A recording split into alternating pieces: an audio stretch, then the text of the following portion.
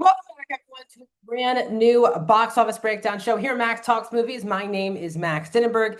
Today, I'm breaking down the final box office breakdown show of the month of September, the 26th to the 28th, 2025. We're also going to break down the overall numbers domestic and worldwide this year and preview the movies that are coming out in the month of October. So my name is Max Dinnenberg. Welcome back, everyone, to Max Talks Movies. If you're new to the channel, please hit that subscribe button and ring that bell for notifications. I do movie reviews, TV show reviews, out of theater reactions, movie franchise rankings, and plus I do this show every single, usually Monday. So please subscribe, ring the bell if you're new. Comment down below. What are your thoughts on the box office? What did you see this past weekend? What are you gonna see this upcoming weekend? And what are your box office plans for the month of October? And also, guys, as always, please hit that thumbs up button. So without further ado, guys, let's just get into the box office of this past weekend, which was the 26th to the 28th, 2025. And in first place is another Warner Brothers movie, which is their final movie of the year, One Battle After Another. It opened to $22 million domestically for the 3-day weekend.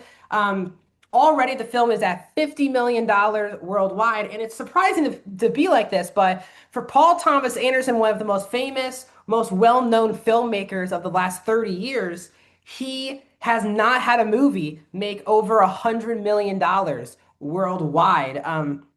PTA's most successful movie financially is There Will Be Blood back in 2007. That made $77 million.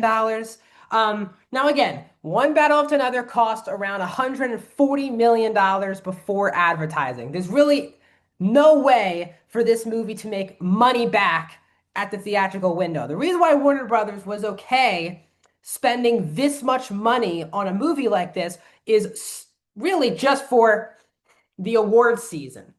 And this is a film that is destined to be nominated, probably definitely for Best Picture. PTA will probably be nominated. PTA, if I'm not mistaken, has never won an Oscar before. So this budget is more to propel this movie into awards season. And again, this is usually a movie that comes out later in the year. We're in such a different landscape with the Oscars where when I was growing up, even like 5 to 6 years ago, many of the awards films would open limited release in December so they can qualify for the Oscars.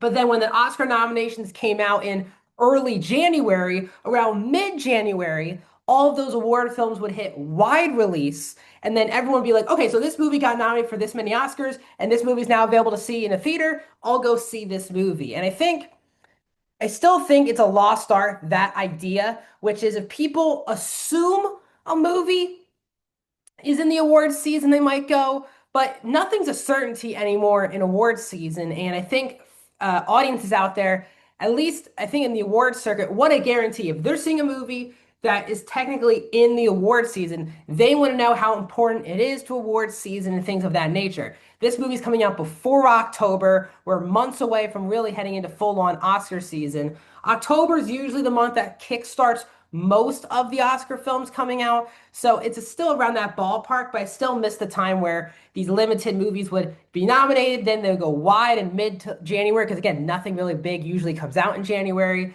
And then that's when people go out and see these award films. So again, One Battle After Another, 22 million is fine opening for this film. I think people wanted it to be in the 30 to 40 million dollar range, but the audience scores are great for this movie. The critic scores are great.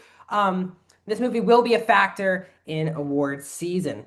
And number two from Universal is Gabby's Dollhouse, the movie, opening to $13.6 million. The budget for this movie was $32 million, so it really needs to make around $80 million to break even.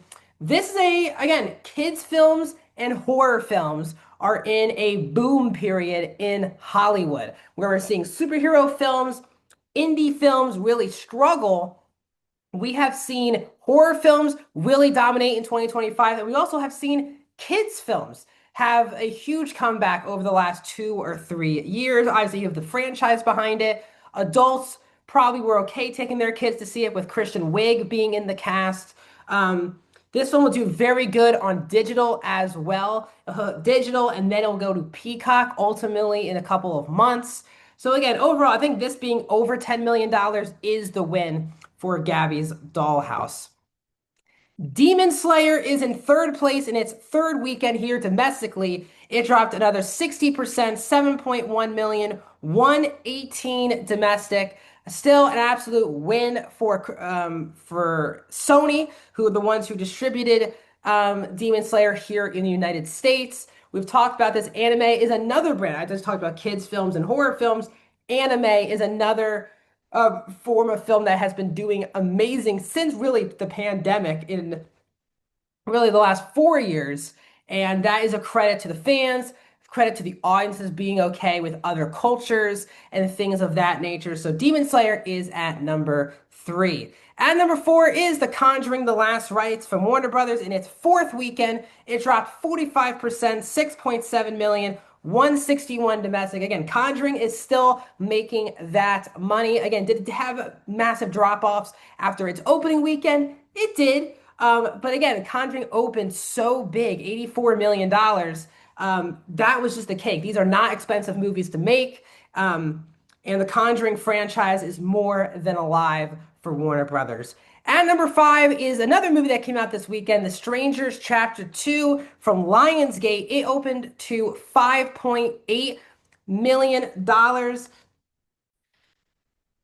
2, comparing it to The Strangers Chapter 1, which again came out May of last year, both films cost $8.5 million to make.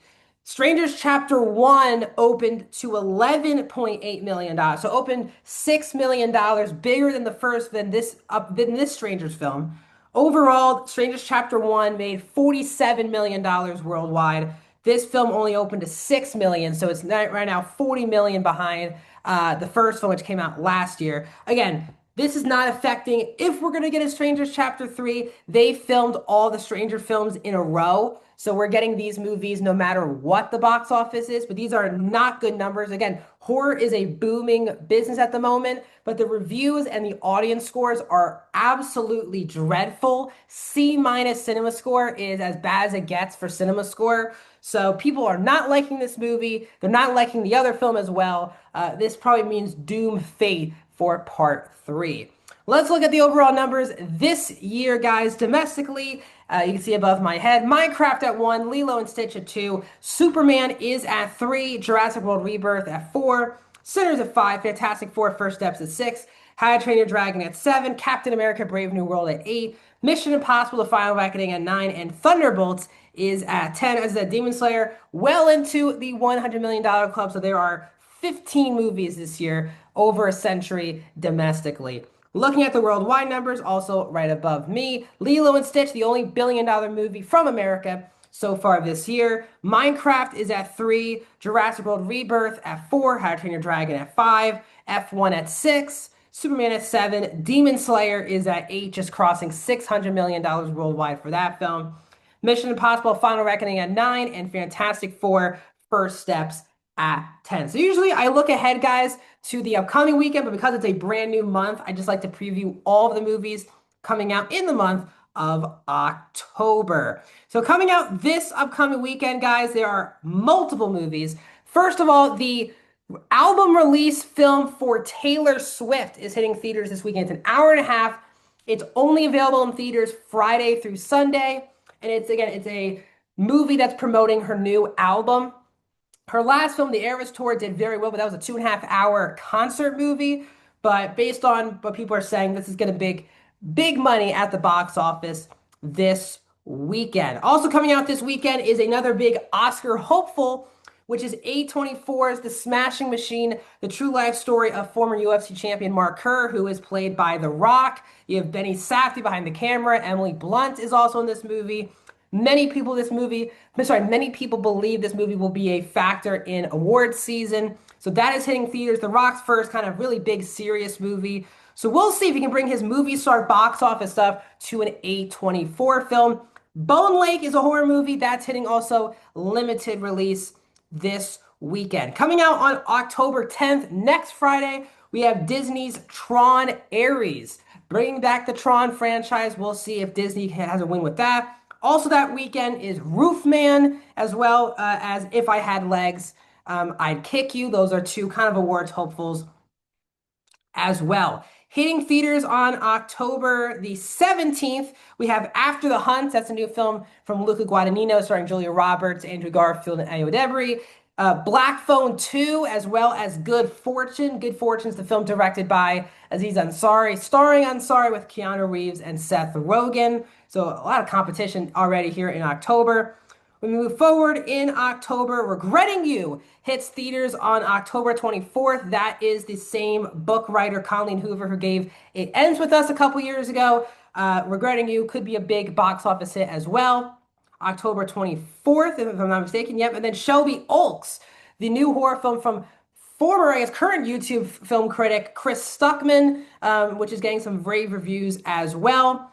And as always, there's nothing really. And coming out on Halloween Day in wide release is Begonia. That's the new film from Yorgos Lanthimos, starring Emma Stone and Jesse Plemons. So busy month. We have a lot of horror films, some big IPs, and also tons of award movies hitting theaters. So what are you guys going to check out in October? Let me know down in the comments. Like this video, subscribe to my YouTube channel, and I'll see you guys very soon with more Max Talks Movies.